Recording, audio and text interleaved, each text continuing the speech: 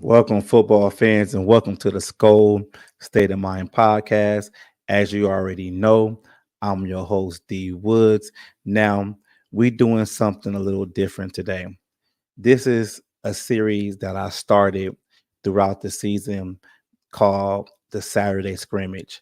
Now, I started this show where I wanted to dive a little deep and talk more about the other football teams because I kind of figured, with doing the Vikings podcast, we just kind of talked more about Vikings only. And I kind of wanted to, extend my reach and talk more about the other football teams and kind of like give my picks and stuff like that throughout the season. Well, I've only did like a couple of episodes throughout the season and I wasn't really consistent with it. So I kind of felt like throughout the off season right now, it's probably best that I try to bring this, Saturday scrimmage back and try to see how far I can go along with it, with not a lot of pressure, throughout the season. I mean, you can see right now the Viking stuff is still up. I mean, by next week I'll probably have more graphics that's basically designed strictly for this show. But I'm gonna see how far this goes. And just like I said, this show is basically gonna be like just a straight football show. I mean, it's going to be some Vikings topics, but it won't be so Vikings heavy.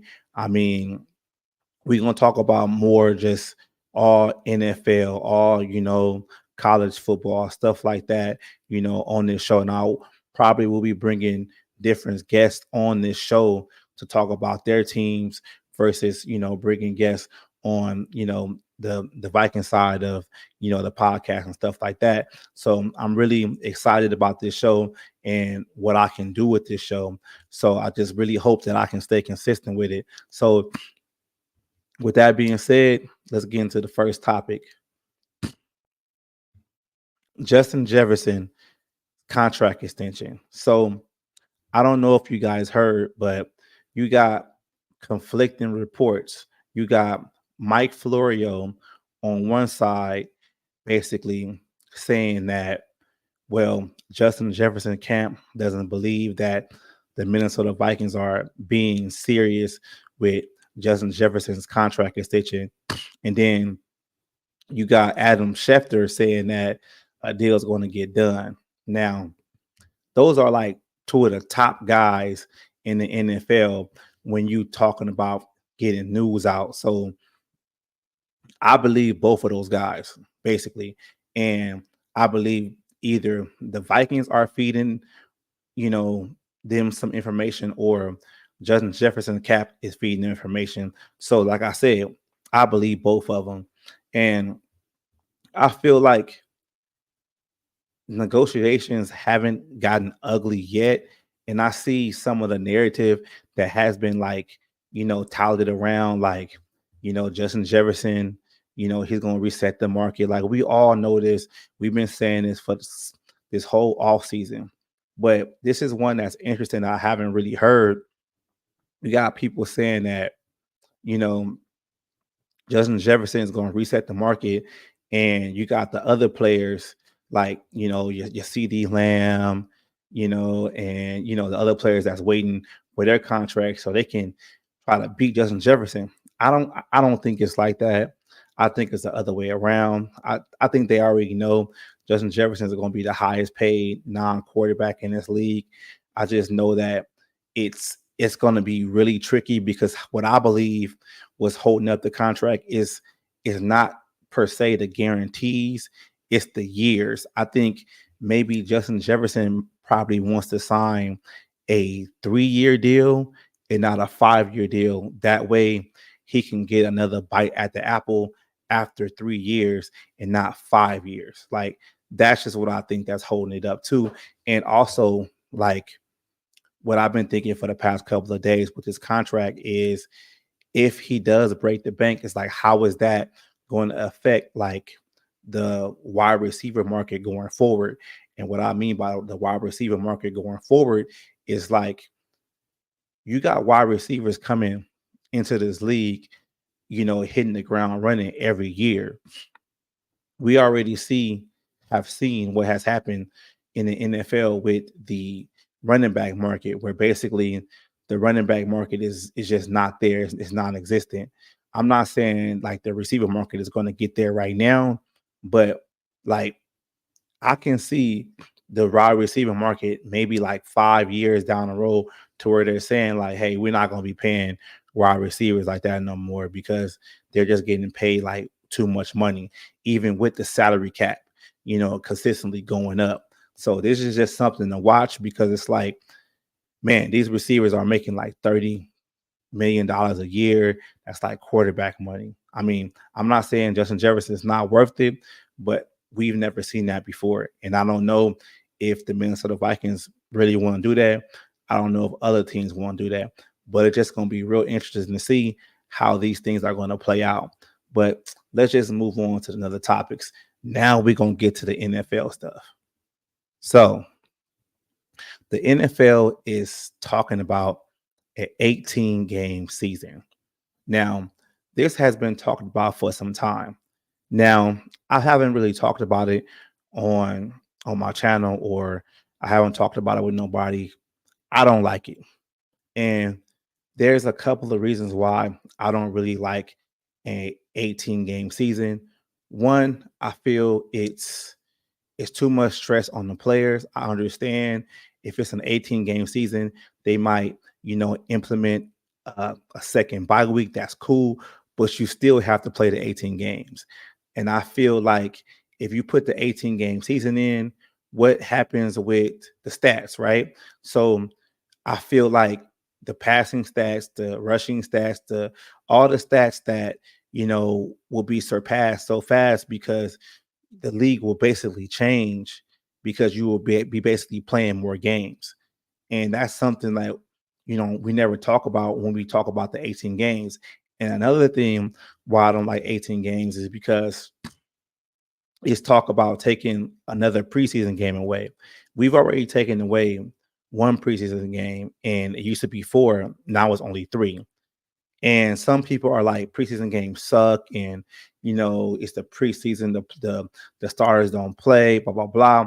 Well, when I was coming up as a kid, I've always liked the preseason games because I was taught with my dad and my uncle that the preseason games are for the players that are on the bubble and the players that are trying to make the team. And I kind of feel like you shouldn't take that away for those players trying to make the team, to showcase their talent, on a national level. Because even though like you're gonna have those team, activities where you practice with a team for a whole week, those are cool. But you can't like I just like you can't force the game speed. You get what I'm saying? Like I just feel like you can't do that. Like preseason is it's cool. It's a tune-up game. You get what I'm saying? I just feel like you kind of see it every year, basically, to where like the first game of the season, you see guys out there, stuck in sand because they ain't really played in the preseason or they still rusty. Like preseason is needed, but I don't like 18 games, man. To go back to the players playing too many games and the injuries and stuff like that. We all talk like Roger Goodell talk about how he wants to keep the NFL safe. Like that's cool, keep it safe. So why are we trying to have the players play more games? I understand the players gonna get more money, the NFL gonna make more money, the owners gonna make more money, but 18 games, nah, I don't. I'm not with it, but I know they're gonna go through with it, and it'll probably be here in the next couple of years, and it's pretty much nothing we can do about it. But we're gonna see it. Now, to piggyback on the 18 games, like so the NFL, I don't know if we're gonna see this in our lifetime, but I can see this in probably the next 20 years. It's the National Football League right now. But what if the National Football League turned into the International Football League? And what I mean by that is we're starting to see the NFL really, really starting to, you know, dib and dab in these international markets. Like we already know we play the overseas games in London, and stuff like that. We already had NFL Europe back in the day, and now we have like the Mexico City games and stuff like that. I'm willing to bet you like the long game for the NFL is to expand this thing to the International Football League. Like they probably want to really have teams all over the globe. Like I think that's like a priority for the NFL.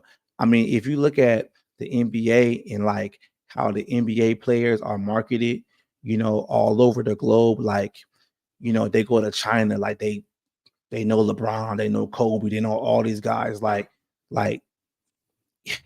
the NFL is trying to do that, and I really think the NFL, like maybe 20 years from now, might try to turn into the International Football League. I mean, I can see it happening. I can see it happening. It's like look at how they're trying to change the game with the 18 games, the way they're trying to change the kickoff rules, the way they're trying to make it so much safer.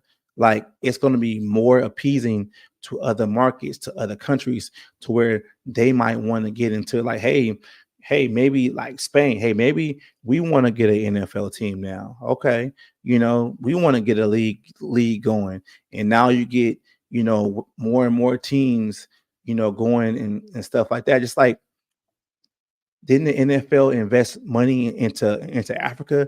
They had that whole big old, commercial during the Super Bowl with forgot his name that played for the Osi Umenyiora that played for the New York Giants back in the day. Like the NFL, they got some plans to expand internationally, and people just think it's just the games. I don't think so. I think they really trying to have some teams set up shop, in other countries for real, for real. And I think it's going to be the International Football League before we know it. And you better watch out. And that's why these games is going to be 18 game season because they might fly over somewhere and sit in another country for about a week before they come back. But yeah, but let's keep the show moving. Now, I don't normally want to talk about like negative stuff on my shows, but I mean, sometimes you got to. Antonio Brown. I've been a big Antonio Brown apologist. I've been a big Antonio Brown fan. I mean, considering how he came out to the league, he wasn't a high draft pick. He balled his ass out. He became one of the best receivers to ever play in this league. He's probably going to be a Hall of Famer. He's like Madden, Madden cover, like he was an all-world player. Like on a football player field, he was that dude. Like I don't know what happened to him. I think he's probably always had like deep-rooted issues, but boy just filed for bankruptcy. I mean, it's unfortunate. I wish him the best.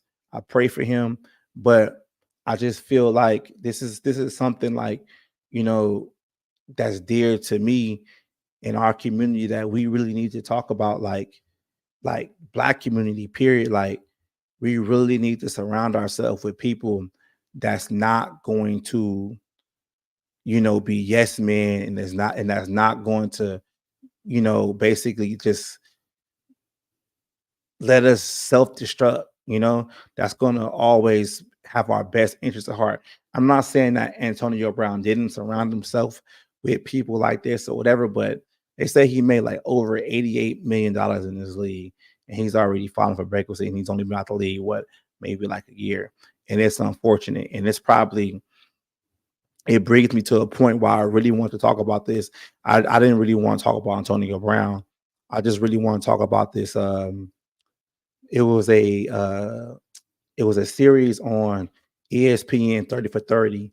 And one of the ones that caught my eye back in the day, it was the one called Going for Broke. And it was just talking about how basically like, athletes are broke, after like 3-4 years after they retire. And the shit was just sad, man. Like the shit was just sad, like how these players just was like, losing their money, and it's just like, damn, man. It's like, you look up to these players and shit like that, and it's just like it's just really sad. It's just really sad. Like people take advantage of them. The people around them just really don't really have their best interest. It's just really sad, man. But all prayers up to Antonio Brown. Hope he, you know, figure some things out. But on a lighter note, my boy Aaron Rodgers. I know you guys know I'm a big Viking fan, but I'm from California, so I like Aaron Rodgers. Aaron Rodgers is healthy right now. Happy for him. I hope this is his last season because I don't want to see him get hurt no more. But I do want to see that AFC East be more competitive. Just think about it. If the Jets are competitive, if the Bills are competitive, if the the Patriots are competitive.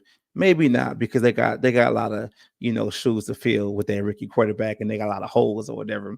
But the Dolphins could be competitive. That can be a division to watch right now.